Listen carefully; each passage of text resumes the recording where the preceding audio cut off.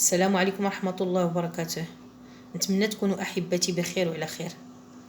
اليوم جبت لكم واحد الوصفة رائعة وهائلة وفعالة للقضاء على السعال الجاف أو الكحة الناشفة.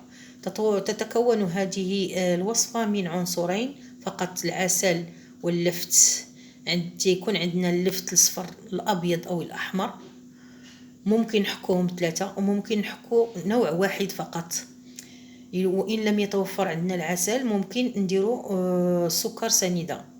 كناخدو قرعة من زجاج من الأفضل، وكان من بعد ما حكينا اللفت كنوضعوها في القرعة، وكان نفرغوا عليها العسل أو السكر، وكان نخلطوا الخليط، كنسدو عليه في الصباح، كان نصفيو الخليط وكي يكون على شكل سيرو، وكان نشربوه والغد ليه هكاك حتى القضاء على السعال.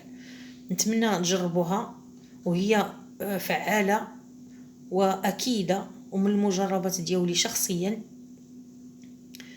ونتمنى إلى عطتكم شي نتيجة تعطيوها تقولوا لي في تعليقاتكم، ونتمنى تشاركوا تابوناو معايا، لانني انا في هذه القناه كنجيب لكم الاشياء المجربه والفعاله